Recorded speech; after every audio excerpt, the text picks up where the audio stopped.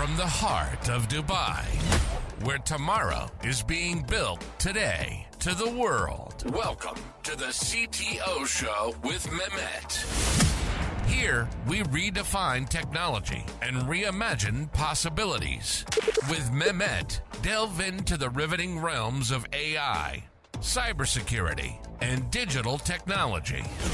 Experience the thrilling highs and lows of startups. Immerse yourself in the spirit of entrepreneurship and witness the future of business innovation being written in real time. Now, without further ado, let's tune in and explore the future. Hello and welcome back to a new episode of the CTO Show with Mehmet. Today I'm very pleased. Joining me, Jack Skeels, CEO of Agency Agile. And maybe you would guess from the company name more or less what we're going to talk about. So we're going to talk about being agile, but this time, from a different perspective. As the audience knows, I don't like to take much of the light of my guests. This is why I would leave it to you, Jack. Just, tell us a bit more about you, your journey, and what you're currently up to, and then we're going to start the discussion from there. So the floor is yours. Wonderful. Well, thank you very much for having me on the show. I really appreciate it. And this is my homeland audience, if you will, from the perspective of I came up in technology originally they called it programmer back then. Yeah. Programming and project and program management and the like, and built a technology consultancy in the 1990s. And we won Inc. 500 awards and all that kind of thing. But I dropped into grad school after that to see how we did it. And then eventually ended up at Rand Corporation, the think tank in Santa Monica, California. And my job was to study how knowledge worker organizations work. And I became a researcher and analyst on that topic. A few years later, I ended up working at a complex project-driven organization, commonly known as an agency, a marketing and consulting agency. And I noticed that people didn't really know how to run these organizations well. And that began a journey, basically a 20-year or so journey now, that resulted in Agency Agile, where we worked with almost 200 organizations, helping them run better, faster, and happier. And more recently, in the last year or so, my book, Unmanaged, which talks about some of the key principles that go into how you do something like that. And here I am. And now we're in the age of AI. And it turns out, by the way, a lot of the principles that we teach are things that you need to do to make AI work for teams. Absolutely. And thank you again for being here with me today. It's an honor to have you, Jack, with me on the podcast. So it's good that you explained to me, the turning point, but I'm curious about why these, and I know like you describe it as, some dysfunctions, right?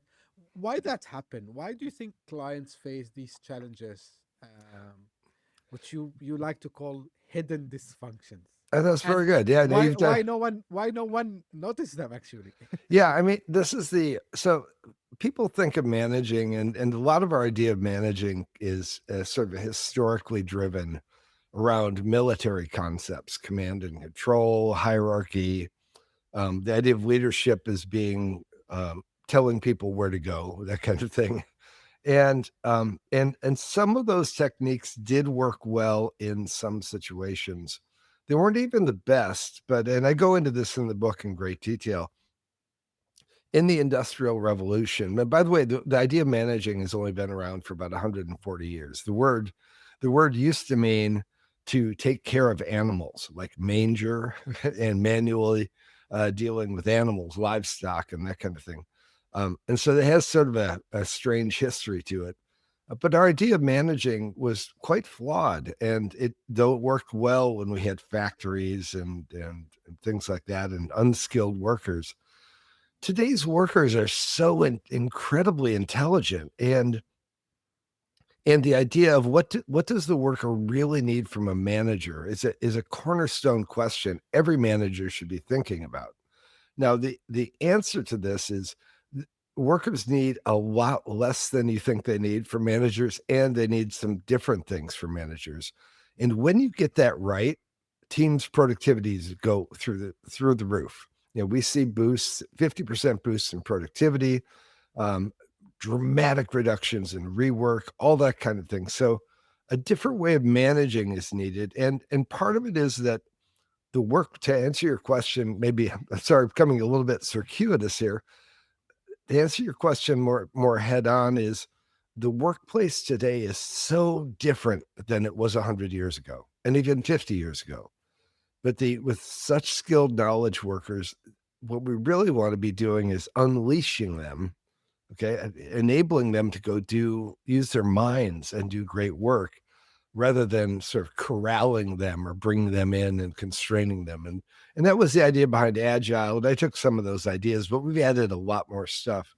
And the idea is, at the end of the day, we basically unleash workers to their full potential, and that unleashing, it unlocks a lot of business value, profits, happiness, all that kind of thing. Like, you walked us through a lot of things here, Jack, right? So one thing which you mentioned, and this is something I didn't prepare to ask about. You mentioned about, like, we're using something which is kind of has been with us for a long time, and now the time changed, and you mentioned AI. Why do like, why some of the management concepts in general are sticky? Like, why we don't change them faster? And I know, at least from reading history, and I like read history about different topics, that it seems that this happened multiple times during, since, let's say, the beginning of the industrial age, right? Mm-hmm. And it used to take like 50 years, sometimes 100 years, until a change happens. What's the main reason for this? Is it like because we refuse change, we don't like change, or is it because management, it's something different, it's a different beast that we need to deal with? No one's ever asked the question that way. I think that's phenomenally asked. So there are a couple pieces to it. One is, we don't actually study and teach managing. Okay. I have an MBA. Okay. I can tell you, and in fact, one of the great researchers on the topic, a guy named Henry Mintzberg, wrote a whole book, which basically said managers, not MBAs, I think was the title. And he pointed out that the modern MBA program doesn't teach how to manage people, how to be a great manager. It's called Masters in Business Administration. It teaches you to be an administrator, which is a very different thing than actually being a great manager. So partly we have an education system problem, right? The other thing is that there are two other things. One is, I think, and you sort of hinted at it, it's a good thing, by the way, as humans, we tend to repeat ourselves, right? If we see something working, we mimic that, we copy it. But the other thing is that the rise of what we call the meritocracy, right? This is the idea that if I work really hard, I get a promotion, and that gives me a title, and that title is a manager title, and that means I have people that I tell them what to do, and this idea of a hierarchy gets built around the idea of the better people are higher in the hierarchy, and all kinds of sort of somewhat toxic things that actually make that what we call hierarchical behavior, which is not all that good a behavior, that makes it much more prevalent. It reinforces the model. When I get to be a manager, then I get to tell people what to do. And so all of our models are messed up, and there's this resilient structure called the meritocracy, or the hierarchy, that it seems to resonate for us a little bit, right? Maybe more than it should, right? But it is outdated for sure. It is outdated. Yeah, this is the word. Yeah, and we saw it, not only in management, in multiple, I would say, domains also as well. Oh Um, yeah. so from your experience, are there like any kind of warning signs that that will give us that, okay, we have this over layered thing that is coming, we started to go wrong direction, so we should get this awakening call that something have to be done? Yeah. So one of the other things is, we don't measure as managers, right? And the there are two problems, and this is a fairly complex topic, and I'm going to do my best in a short window here. One is that our modern organizations are what we call multi-project organizations. That is, any given person, a worker, a maker who does something, is usually allocated to multiple projects, which means they have multiple managers as well and multiple other people that they need to interact with. And the challenge in this environment is that that's a lot of managing, a lot of managers, a lot of distractions, a lot of interruptions, that kind of thing. And in those environments, there are a couple things you can see. The first thing I noticed, this is 15 years ago, is when the more multi-project, multi-allocated your workplace is, okay, the more managers you have. And the ratio between managers and workers can actually get quite severe. I'm working with a 45-person agency development shop, actually, a development shop that has, I think we counted 18 managers out of 45 people. So 18 managers and 27 workers. Okay. And that's one manager. What's that come out to? It's a 2-to-3 ratio. Okay. Two managers for every three people that are actually doing work. And that's crazy. It's a crazy number, but it's a result of how we overcompensate for the complexity of a multi-project organization by over managing. And that's why my book, but to give a plug to that, Unmanaged, is the idea, what if we manage less in this environment? And so that's the real opportunity. And it turns out you can, if you're going to do that, you need to measure. And the real two measures that we use is, one is we ask people, how productive are you during the day? How many hours of truly productive time do you get during the day? And the thing we find is most multi-project, multi-allocated organizations, people trying to do work get 3 to 4 hours of productive time a day. And that's a tragedy, and it turns out you're not going to get 8 because there are meetings and there's stuff that happens. But if you can go from, like we do with a lot of clients, from 3.5 hours to 5 hours, that's a huge percentage increase in the number of hours that are available and the like. And you can literally boost productivity of a team and individuals by 20, 30, 40%. Another thing that happens with all this complex environment is people don't understand the work. People get poorly briefed or they forget. And that's a whole other thing that you can actually deal with. If people understand the work better, they produce better work and we get better results. Great insights again, Jack. So now let's talk about when you come in, right? So when you step in, what are like the first thing that you do usually? Well, I think you alluded to this earlier, and I'm sorry I didn't follow up well on it. Even in my brain after all these years, it's a very complex topic. So I apologize for that. And your questions are great. The the managers, let me start that over again. Managers don't understand the situation. Okay.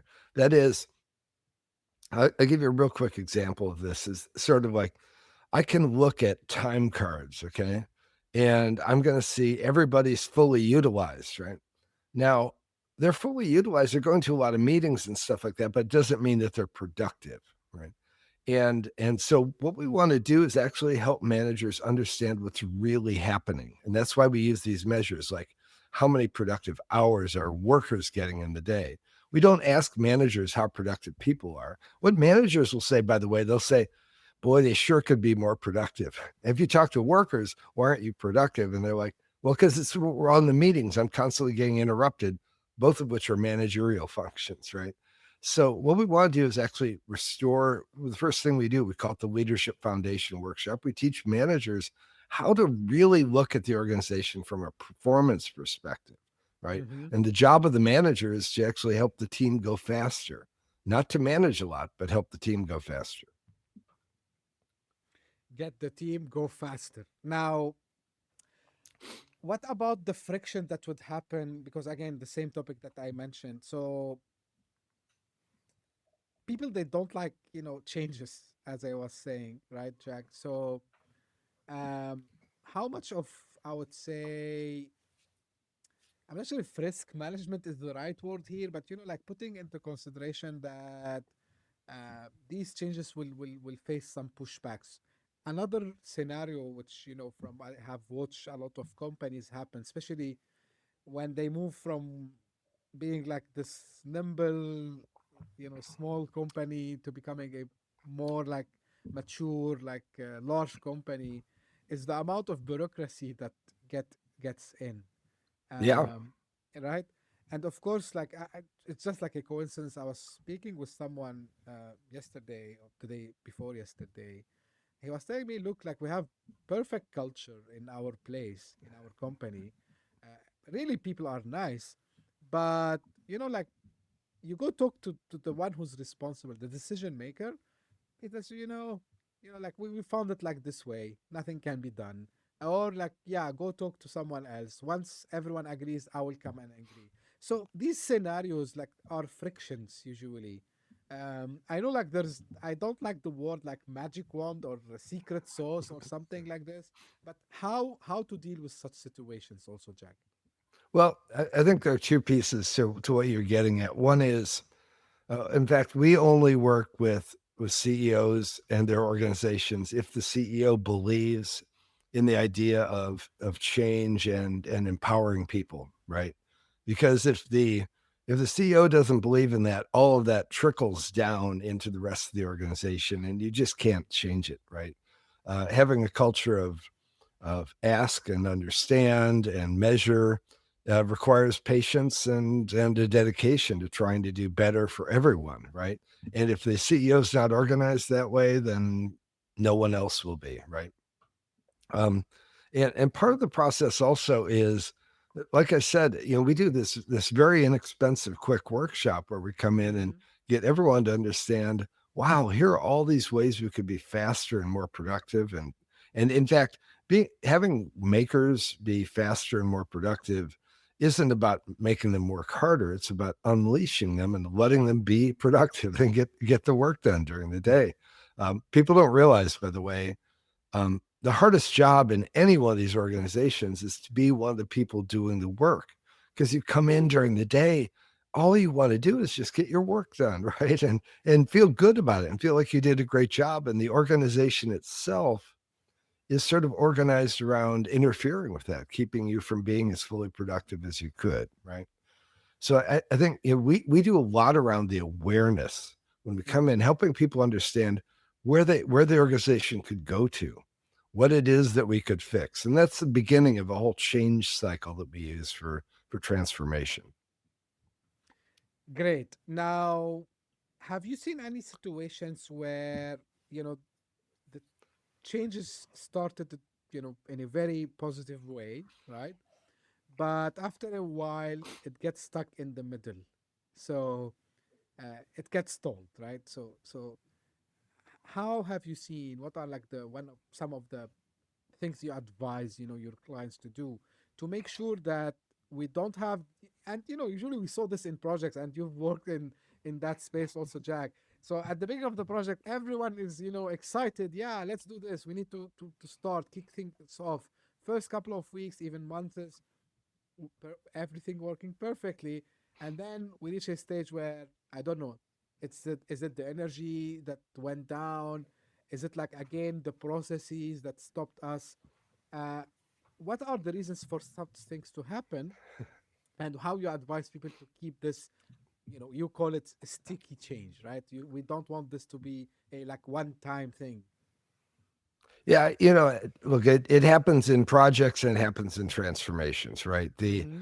I'm going to talk about the project example first, though, which is there tends to be, we are incredibly optimistic human beings, right? And optimistic creatures in that way. And we tend to think, um, despite what's happened in the past, this time it will be better, right? And if you map out, as I have with hundreds and hundreds of projects over the years, you can see this cycle where we start with this, I call it the plateau of optimism. Okay, everyone's really happy, exactly like you said, everyone's happy and excited. And what it usually is that we don't actually understand how hard this project is going to be. And that's actually a very nice moment because we're ignorant in that way, right? Right. And as we get into the project and learn how hard it is, learn more about the scope, we get better scope. We learn that we didn't know these things, and it's harder than it is, harder than it seemed. We drop into this thing I call the chasm of despair, right? It's the valley of despair when we realize, oh my gosh, how are we ever going to do this? This is a much harder project, et cetera. And the question is whether you've got what it takes to climb that mountain, to get out of that chasm, out of that valley, right? Mm-hmm. And it is a very natural human cycle. It happens with a lot of things. The It happens, and it takes a commitment to doing a couple of things. One is you need to be thinking about how you want to do things from the very start. And this includes good scoping. We teach great scoping techniques, how to do a great kickoff, how to get people aligned on things. And likewise, when you're doing transformation, you get everyone aligned on what the problems are that we're going to fix, and also how hard it is going to be to fix those problems. And sort of getting everyone connected that way actually, it makes the journey go a lot better, and it removes some of the optimism from the project for sure. Okay, but it adds realism, which is very, very welcome by the end of the project.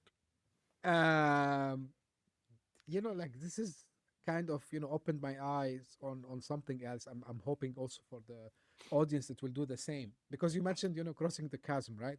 So uh, because it's the same life cycle of like how we talk about when a new startup, they try to find their product market fit, and they have the early adopters, and then they have to cross the chasm so they go to the majority.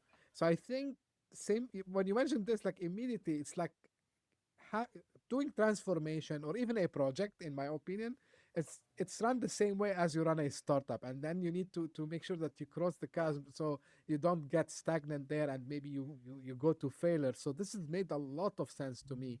Now, Yeah, I'm you gonna want to jump say in real something? quick. So the Yeah, please. equivalent in the Clayton Christensen and all that kind of chasm model is really the amount of, I believe, and a lot of the research shows this, the amount of research you do on the broader market Mm-hmm. beforehand. Okay, so this idea of completely lean startup, we will just Right. find someone who buys it, and that kind of thing, has a fatal flaw, which is you still don't know how hard the big market is, right? Right. And if it's even there. And so that's the equivalent of the project scope thing, which is, finding a bunch of early adopters in a what will never be a big market is not a big win. It's a recipe for True. just spinning. And yeah. So go ahead. Sorry about that. No, no, no. I'm happy. I'm happy you mentioned this also, Jack.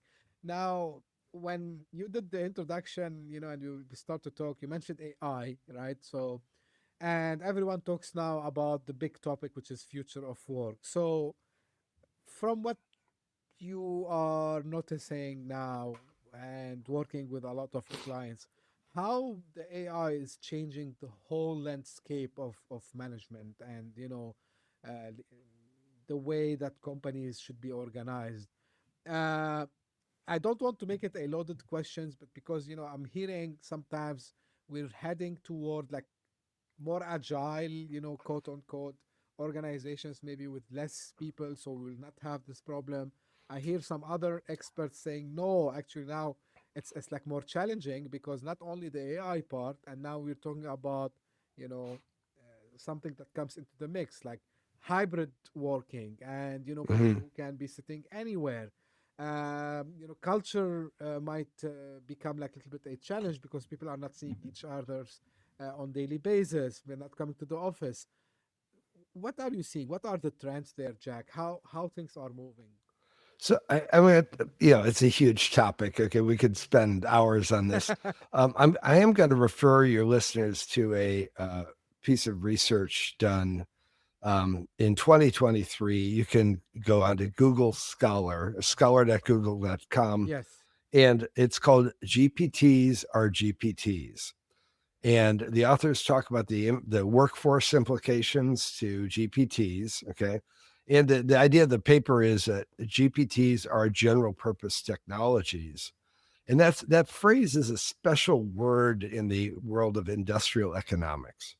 And a general purpose technology is something like electricity or the internet, right? In other words, you can't say, what's electricity going to do for jobs, right? Okay. You can't, because it's a general purpose technology, and it really depends on the job what electricity will do for it, right? And the same thing is true for AI. So anyone who gives you broad prognostications is just making shit up to some degree, right? Okay. Now, I can tell you, and you did the intro on Agile, and there are a lot of people talking about Agile and AI, and in a sense, it's justified. I mean, all of our work that we do is sort of Agile inspired, but advanced beyond the basic Agile stuff and the like. And we recently did a very, very cool, and it's not even a pilot because it's real. It's a production, it's a real live project with a big agency and their big automotive client and the like. And there were some very interesting lessons out of it. And the idea was this, and they had a great toolkit, a great AI toolkit and the like. And the whole agency had been using the toolkit, but they hadn't been really getting much for results, as is the case for a lot of people. They were enjoying using the tool, but no big business impact.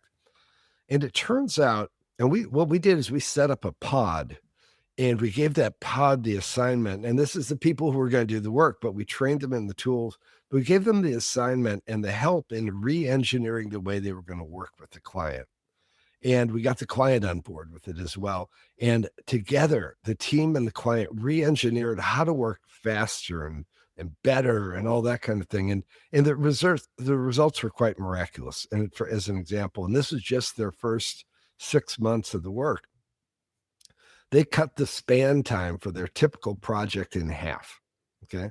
And a lot of the span time was reviews and comments and revisions and all that kind of thing. So they cut the span time in half, and they cut the labor by 35%. Okay. So still a lot of labor in there, but much more efficient labor. And the client changed, the way the client operates changed as well. And so I think this underscores a couple of important ideas. One is, it will restructure how individuals do work, and certainly even how a team works together and what they work on. But it'll also restructure the value chain if you do it right. Okay. And this is where the AI thing comes in, because if we had and the rest of the agency, this is an A/B test. It's kind of a cool test. The rest of the agency was just letting their teams work with their clients and use the tool if they want to, not getting any big results. Okay. We got amazing results because we focused the team on, how do you implement AI? How do you make your process better? We said, forget the process you have, you come up with a new process. And that enabled AI. And there's a lot of research that supports this.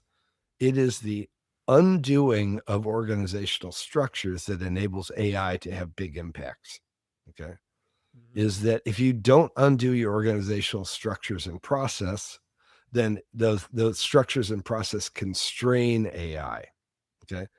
AI can only optimize within that. And what you really want to do is release it all. Hey, where do we put it? Let's put electricity everywhere we can. What do that kind of thing. So, it totally makes sense. And this is very similar to, when people started to talk about digital transformation and, shifting to cloud.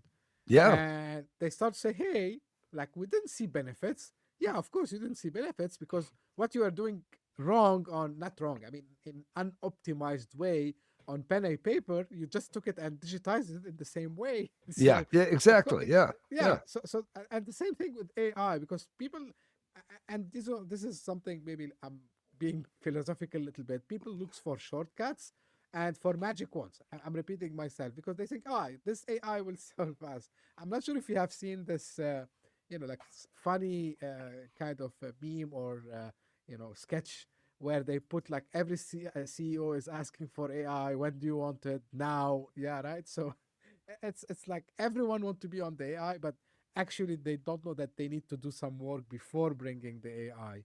Now, still talking about I think AI, yeah, I think there's a reason for that, which is that in general, technological, and that's why the GPTs paper, I think, is really cool. right, In general, technologies come as individual tools, right? So, hey, we've got a new programming language, or we've got a new programming platform. How do we implement that platform to replace the platform we had before is actually a fairly straightforward kind of thing to do, right? But it's in general purpose technology, like, wow, we have electricity all of a sudden. Yeah. Okay. It's just, what are you replacing? And so if you treat it like a little tool, all you'll get is little tool changes to it. Yeah. I know, like, it's kind of fictional question and maybe science fiction question, but are you seeing AI really being placed in managerial positions, take decisions? Yeah, I think, I've been publishing a little bit of stuff on this. I have more to come. I think there's a trust problem with AI. Okay, and people talk about this a lot. If you look me up on LinkedIn, you can find. I put together an AI trust matrix, or trust gradient. There are some things that AI can provide quality, highly trustable input on, and there are a lot of things it can't, right? And the problem is the AI can't. It doesn't do a good job of telling you where it is on that gradient, right? And I think that a lot of people have written on this, but the idea of judgment, quality assessment, things like that are hopefully managerial functions, right? Yeah. Those things are not easily replaced by AI right now. The funny thing is that AI can make great observations. Like, AI can watch a manager in action and critique a manager in terms of, here's some skills you need to get better at, and your conversation, like, Jack, you're talking too much, that kind of thing. They can absolutely do that observational stuff. But the intuiting of what it really means and how I might coach Jack, that's really more of a human thing, that humans can outperform AIs in that all day long. AIs outperform humans in the observation task, for example. Yeah, and automation and these kinds of tasks also as well. I was just checking, so I don't you know replace any word with a wrong word. So on the trust, and I think many people, maybe they have seen this. There was a training manual from IBM dated back 1979 saying a computer can never be held accountable. Therefore, a computer must never make a management decision. So Oh, that's awesome. I'd love yeah. for you to send that to me. That's great. I love it. That's Yeah, I fantastic. saw it multiple times, like and now because you mentioned this about the trust, uh, yeah, because like even myself coming from technology perspective, and I heard things I'm not sure about it here and there, like how these LLMs are programmed, how they are trained to behave, uh, and I spoke with some really experts in this domain. They told me a little bit scary, not scary. I would say like things that I should and everyone should be worried about. I don't know if manipulation is the right word It here. I don't. absolutely is the right word. Yeah, no, no, Yeah, no. I'm a little bit. I don't like to be harsh, right? So, but yeah, it's manipulation. So Yeah. actually, and this is a fact. This is why everyone talks about ethical AI. Every single company that developed an LLM, all of them without any exclusion, uh, they can manipulate the way the chatbot can reply to you. Well, in fact, yeah. So let me jump in on this. This is, I find Please. this fascinating area. In fact, I'm doing some work with my old alma mater, Rand Corporation, around this recently. So if you take, and I forget the exact numbers, but if the actual LLM model is not all that big, okay. The Mhm. actual what's called the token vector space is, I think, 5 GB or something like that, which is a frighteningly small number given that it came from like 30 or 90 Yeah. terabytes worth of information, right? There's not a lot of knowledge in it. What there is inside of that token vector space, it's the LLM, the large language model, is there are relationships between words. Okay. And that can be very valuable if the relationships between those words are part of a factual truth. It can pull it out like just like magic, right? And it pulls out those tokens, but then it's got to turn it into something we can understand. So 95% of all the data that a GPT uses, okay, 95% is what's called the transformer layer, which takes the output of the vector space math and converts it to English that we understand. Okay.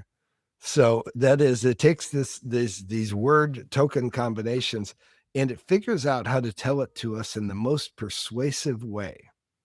Now, if in fact the tokens that it got out of the LLM are really weak, like they don't tell a truth, they tell an ambiguity, they tell whatever, it will still make it sound like a convincing truth.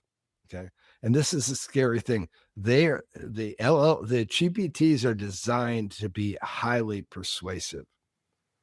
And even if it doesn't know something, it will try to persuade you and give you the best. And this is the deceptive thing about GPTs is the GPT doesn't measure itself by whether it's correct. It measures itself by whether it gives you an answer that you like. Okay. And if I said there's a person, Mehmet, if I said, do you have a friend who answers you not truthfully, but in ways that you love hearing, even though it's not the truth, what kind of person is that? Okay. I mean, I think of that as a sociopath, right? That's sociopathic. That right. And I'm going to tell you whatever I need to tell you to make you happy, regardless of whether it's the truth. Yeah, it's scary. It is scary, and this is why the more I go deep in this, I also started to dislike the word intelligence in this Oh yeah, because it's not intelligence in it. Yeah. it's not intelligence. It's just it's a computer software. It's a piece of code. Yeah, I'm not saying it's simple. Don't get me wrong. I'm not like underestimating the amount and of time and money and that developers have put to train these models. But it's not intelligence. It's like driven. And I was having like also another discussion about how we were like hooked for these tools and we are able to use them. So it's absolutely, it's we need. I know we need hours to talk about this, Jack. Jack, tell me a little bit about the book. Like, what are like the major things you discuss there? Like, what people can distill from the book. So just let us give them a some teaser so they can go and check it out.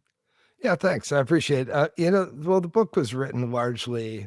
I'm just going to say a little bit about the beginning journey, and then I'll come back to your question.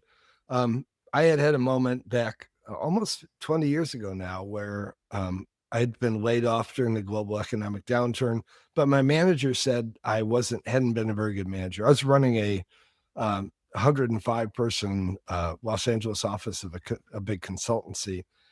And I thought, wasn't a good manager. You got to be kidding. I'm like, I'm MBA and I studied management sciences at Rand Corporation and blah, blah, blah. And they started to write the book and I did all the research and I realized, well, I didn't actually know how to be a good manager. So I went out and did it. And that was the genesis of the company that I have now, Agency Agile. But the book essentially is that whole story. In fact, it starts with that story. And the story of me trying the techniques out that I'd done the research on and them succeeding and saving a big project. Basically, there are a bunch of principles that you as a manager need to understand. And we teach these in our transformation trainings projects we do with our clients. But you can use it as a book to sort of guide some of your decision making as a manager and certainly to raise your awareness as a manager. Among the many things we talk about are how important it is to have people understand the why. We have a model called why, what, go, grow. And having people understand the why dramatically improves project success rates. Okay?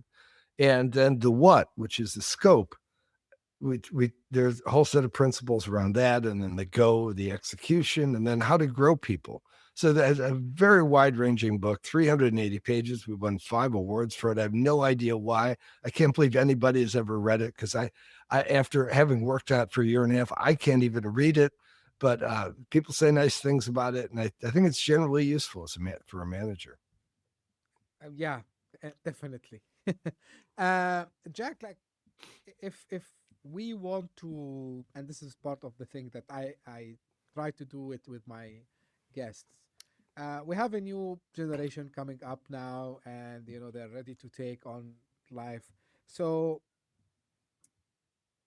if you want to give them a piece of advice to do this whole organization management in a proper way from day one, and they avoid maybe the mistakes that us, but I mean, not all of us, but I mean, the previous generation have done. What do you advise them to do? Like, how do you push the younger generation to be the driver for the positive change?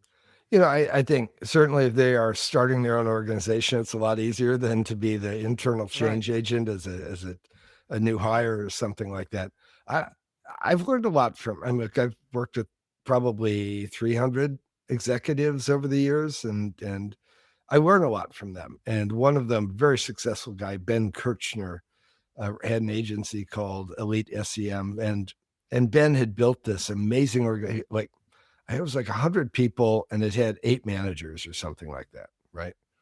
And I was like, wow, how did he do that, Ben? What was the secret? He hired me after he'd done that. I mean, and I said, how did you get there? He said, you know what? I worked in a traditional setting for a while and I hated it. And when I started my company, I said, what I'm going to do is every time there's a decision I need to make, I will think about what they would have done in my old company. And I'm going to do the opposite. And basically, and this has come up as a theme multiple times with clients of mine over the years, is this idea really think different. Go back to the old Apple theme, Yes. do the opposite and see what happens. Okay. Because the orthodoxy is not a powerful orthodoxy. It's a very fragile one. And you can go very far, like he did, just saying, maybe we don't need to do that. Okay. Or what if we did the opposite? So think and ask questions is, I guess, my broader answer. Uh, if you allow me to add one thing, we know anyone that comes today to me and they ask me like, not necessarily they want to start a company about anything. Maybe they are still, maybe they want to go to a normal career. The first thing I tell them to do, don't be shy of asking why anything is done the way it's done today, Absolutely. Yep. and don't be shy to ask, can it be done better, right? So if you have this mindset, because like maybe I was like this, yeah, you would be a little bit hated. I would say. Just joking. Yeah, like people don't like change. No one likes change. So you would be questioned, like they will consider you the weirdo guy, over there. But what I'm happy about and I'm optimistic about, I see the newer generation. I know, like from my own daughter, for example, they question a lot, and they ask like, why it's done this way? Can we have done it in a different way? And exactly the different thing you mentioned, Jack, is 100% relevant to the whole thing we were discussing today. Well, let me throw Yeah, something please, in real quick. So, please. this is in the book, a more detailed version of the story. But at Rand Corporation, I had an opportunity to have some of the top researchers there explain to me, and they did it through a very fun little lesson. If you read the whole vignette in the book, but basically, it came down to this: is I the they look for people who ask questions. So this is a top flight think tank in the world. And the only people they hire are not people who know things, but people who ask things. Mm. And they explained it as this: having the answers is the end of all learning. Okay. We don't hire people who aren't learning. Okay. Having the questions, it means that you're still learning, you're still growing. And especially the question, like you said, is this the right way? Or if it's not the right way, what could be the right way? Those questions are where you grow as a human being and where we move forward as human beings. So your comment is spot on. I think it's a very noble way to live, is to actually question everything. And it's not negative. It certainly is weird, right? But it's not negative, very positive. You'll live a very good life if you do that, by the way. Yeah, and you will not only be benefiting yourself, to your point, it's noble thing, because you might be benefiting a bunch of people, maybe a whole generation, by questioning Yep. what I like to call it the status quo, right? So absolutely. As we are coming to the end, Jack, where people can get in touch, and if they want to leverage your knowledge and maybe work with you, so where they can find out more. I think the best way to get a hold of me is on LinkedIn, Jack Hmm. Skeels. There's only one, so it should be pretty easy to find. We're actually rebranding the company shortly, and that'll be obvious on there. So better to use me as an anchor that way. The book you can find on Amazon. We have it other places, but I can tell you empirically, nobody buys my book anywhere other than Amazon. I don't know why. I don't think anybody buys books elsewhere these days. But it's on Amazon, 5 stars and the like. If you're curious, and I think the ebook is like especially cheap right now. So Great. So for sure, they don't need to go and search. So everything, all the links will be in the show notes of anyone is listening on, your favorite podcasting app. You'll find them there. If you're watching this on YouTube, you'll find that also as well. Well, Jack, really, I appreciate very much, the time you gave us today. I feel like we could go for another 2 hours. Absolutely. No, I feel like we need to do part 2, part 3, maybe. Absolutely. Later. Let me know. I'd love to. Yeah. You ask wonderful questions, and you have a great mind, which is, thank you. A benefit for your audience, I'm sure. I'm sure that's why they love your show so much. Thank you very much, Jack. And this is how I end my episodes. This is for the audience. If you just discovered this podcast, thank you for passing by. I hope you enjoyed it. If you did so, give me a small favor. As you're seeing and listening, we're trying to do an impact. So subscribe, share it with your friends and colleagues. Maybe someone will benefit out of it. And if you are one of the people who keeps coming again and again, thank you for the support. Thank you for making the show trending on the Apple Podcast in multiple countries in the entrepreneurship category. This cannot happen without you. And again, I'm very happy that everyone encouraged, all the effort that I'm doing. And as you know, my book also is now out on Amazon. It came out on 10th of September. So you can get it. Thank you, Jack. So you can get it from Amazon. And like Jack, I don't think someone buys any book other than Amazon. So it's the only place where you can find it. Nowhere to next. And it's the lessons that I learned from my personal experience and talking to people like Jack on the podcast. And until we meet next time, thank you very much for tuning in. Thank you. Bye-bye. Hit that subscribe button, share the show with your tech-savvy friends and fellow entrepreneurs, and leave us a review on your favorite podcast app. Your support means the world to us.